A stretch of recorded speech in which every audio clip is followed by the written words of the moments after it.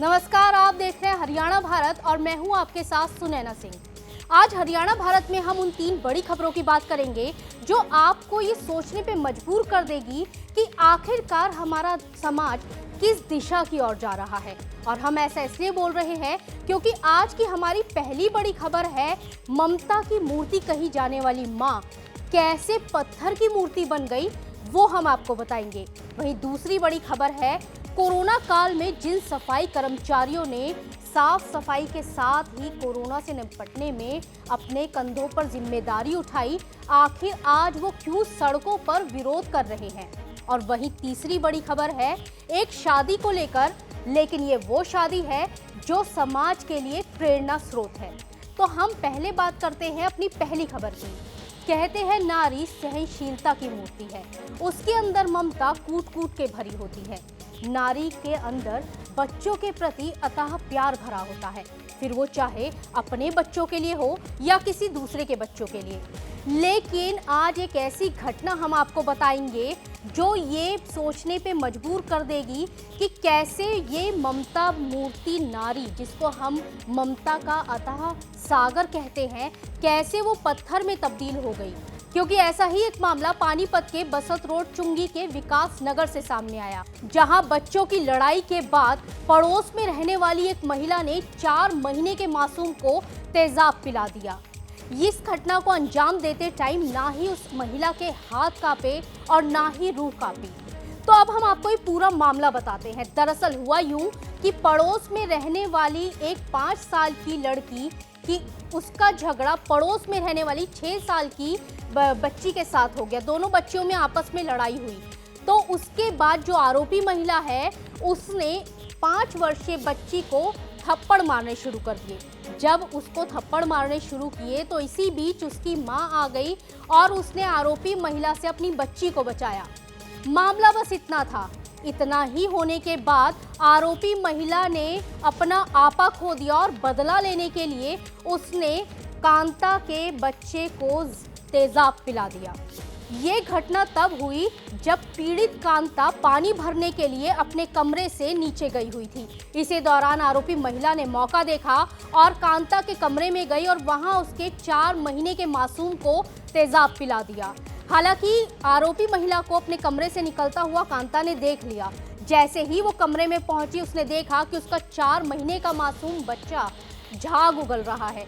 इसके बाद आनन फानन में बच्चे को हॉस्पिटल ले जाया गया, लेकिन इलाज के दौरान बच्चे ने अपना दम तोड़ दिया।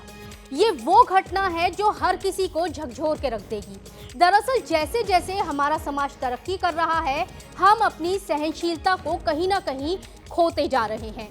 लेकिन महिला, जिसको भगवान ने सहनशीलता इतनी प्रदान की है कि वो बुरी से बुरी परिस्थिति में भी उसका डटकर मुकाबला कर लेती है, तो कैसे एक महिला एक मामूली से बच्चों के विवाद के बाद अपना आपा खोकर और 4 महीने के मासूम को तेजाब पिला देगी। ये ऐसी घटना है जो हमें समाज के प्रति और उसमें रह रहे लोगों के प्रति और उनकी सोच के प्रति जागरूक करती है। इसलिए ऐसी घटनाओं से हमें सबक लेना चाहिए और सजग रहना चाहिए।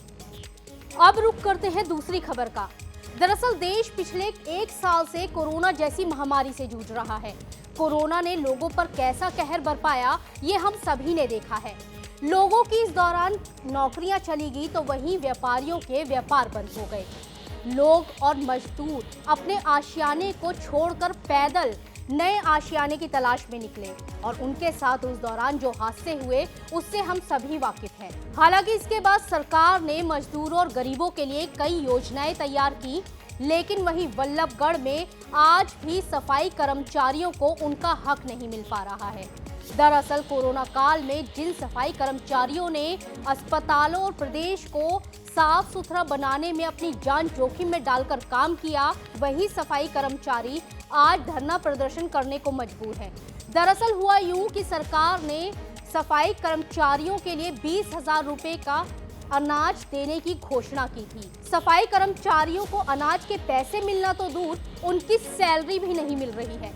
जिसके बाद सफाई कर्मचारियों ने सरकार से गुहार लगाने के साथ साथ अधिकारियों के दफ्तरों के चक्कर काटे, लेकिन अधिकारियों के कानों पर जू नहीं रेंगी।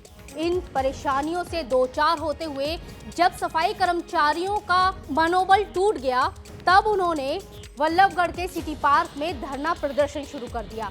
सफाई कर्मचारियों का आरोप है कि सरकार और ना ही अधिकारी उनकी कोई पुकार नहीं सुन रहे, उनकी गुहार नहीं सुन रहे।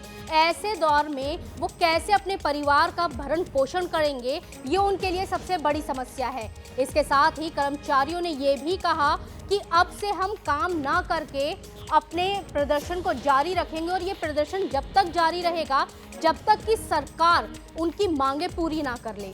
ऐसे में सरकार को ये सोचना बहुत ज़रूरी है कि आखिर वो क्या सिस्टम है, आखिर वो क्या परेशानी है कि सिस्टम जो सरकार तैयार करती है वो धरातल पर आते आते धराशाही हो जाता है। जो योजनाएं सरकार बनाती है वो ज़रूरतमंद लोगों तक पहुंच ही नहीं पाती है। ये एक बहुत बड़ा सवाल है जिसके ऊपर सरकार को अवश्य सोचना चाहिए, क्योंकि ये वही सफाई कर्मचारी हैं जिन्होंने कोरोना काल में देश को महामारी के इस दौर से निकालने में फ्रंट लाइन वॉरियर का काम किया था। और इन फ्रंट लाइन वॉरियर्स की सराहना और उनका भरोसा प्रधानमंत्री मोदी ने जताया था। आभार जताते हुए प्रधानमंत्री मोदी ने इन सभी का शुक्रिया अदा किया था और कहा था कि वो देश की फ्रंट लाइन है। तो ऐसे में जो देश की फ्रंट लाइन है, आखिर सरकार उनके प्रति उदासीन क्यों है? आखिर क्यों सफाई कर्मचारियों को उनकी सैलरी नहीं मिल पा रही है जिससे कि वो अपनी परेशानियों को दूर कर सके? ये एक बड़ा मुद्दा है जी। पिछले लगभग एक हफ्ते से हम NIT जोन में हमारा हेड ऑफिस है और वहाँ पर हमारा टूल डाउन हड़ताल चला हुआ है। इससे पहले हमने 4-5 दिन तो गेट मीटिंग की, लेकिन यहाँ का जो निगम प्रशासन है उसकी कानों पर जो नहीं चली। फिर हमने सोमवार से लेके अपना टूल डाउन जारी किया। मांग हमारी क्या है? सीधी सी मांग है, कोई हमारी लंबी चौड़ी मांग नहीं है कि एक तो जो 4 अप्रैल 2021 को हरियाणा सरकार ने 20,000 रुपये कर्मचारियों के लिए गेहूँ खरीदने के लिए घोषणा की थी, वो पैसे अब तक नहीं दिए। दूसरा, आज 24 तारीख होगी, आज तक हमारी तनख्वाह नहीं डली। कच्चे कर्मचारियों की तनख्वाह नहीं डली, पक्के कर्मचारी भी मायूस है, किसी भी कर्मचारी की तनख्वाह नहीं डली। और अब की बात नहीं है, ये लगभग पिछले 1 साल से यही हो रहा है कि हमारा टाइम का कोई समय नहीं है। तो हमारी निगम प्रशासन एक तो सर्वप्रथम मांग है कि हमारी जो सैलरी है उसका समय निर्धारित किया जाए। पक्के कर्मचारी की तनख्वाह 1 तारीख से लेकर 5 तारीख तक मान लेंगे हम, और कच्चे कर्मचारी की तनख्वाह 5 तारीख से लेकर 10 तारीख तक मान लेंगे, अन्यथा हमारा जो है आंदोलन चलता रहेगा। जहां एक तरफ प्रदेश में नकारात्मक खबरें सामने आ रही हैं, अब हम आपको लेकर चलते हैं एक सकारात्मक खबर की तरफ। ये वो खबर है जो समाज के लिए एक नई मिसाल पेश करती है। दरअसल आपने शादियां तो खूब देखी होंगी और आप लोगों में से कई लोगों ने घोड़ियों पे चढ़ने का सुख भी प्राप्त किया होगा, लेकिन अब हम जो आपको बता रहे हैं वो शादी ऐसी मिसाल पेश कर रही है जो देश के लिए बहुत ही सराहनीय है। दरअसल रोहतक के जन सेवा संस्थान केंद्र में एक ऐसी शादी होने वाली है जिसमें दूल्हा और दुल्हन दोनों ही अपने अतीत को भूल चुके हैं, यानी कि वो अपनी पुरानी याददाश्त खो चुके हैं, जिसके बाद अब उन दोनों की सहमति से युवक और युवती की शादी कराई जा रही है। दरअसल संस्था के संस्थापक ने बताया कि जो युवक है वो 22 साल का है। 22 साल का जतिन, उसका कुछ वक्त पहले एक्सीडेंट हो गया था। एक्सीडेंट के बाद उसे आश्रम में लाया गया जहां पर उसका इलाज कराया गया। इस दौरान जतिन अपनी याददाश्त भूल चुका था। हालांकि वो आश्रम के काम बखूबी करता है। वहीं जो कविता, उसको पुलिस ने आज से 3 साल पहले महिला आश्रम में छोड़ा था। हालांकि वो भी अपनी याददाश्त भूल चुकी है, लेकिन अब वो रसोई का काम बहुत अच्छे से करती है। जब आश्रम संचालक को पता चला तो उन्होंने इन दोनों जोड़ों से बात की और इनकी आपसी सहमति के बाद इन दोनों की शादी करने की तैयारी की जा रही है। दरअसल इस दौरान आपको ये भी बता दें कि कविता का मायका और कविता का ससुराल आश्रम ही होगा। हालांकि जन सेवा संस्थान केंद्र में ये कोई पहली शादी नहीं है। इससे पहले भी 2 ऐसे जोड़ों की शादी हो चुकी है जो अपना अतीत भूल चुके थे। हालांकि उसमें से एक जोड़े के पास आज एक बेटी है और एक जोड़े के पास उसके 2 बेटे हैं, यानी कि भरा पूरा परिवार है जो आश्रम में ही रहता है। आश्रम संचालक का कहना है कि जो ऐसे बेसहारा लोग हैं, जो महिलाएं हैं, वो उनके लिए कोई कार्य करना चाहते हैं और ये ऐसा कदम है जो समाज के लिए एक नई प्रेरणा देता है। दरअसल कई बार हमने देखा है कि दहेज के लिए लड़कियों की शादी नहीं होती या शादी तय हो जाती है तो शादी टूट जाती है बिना दहेज के।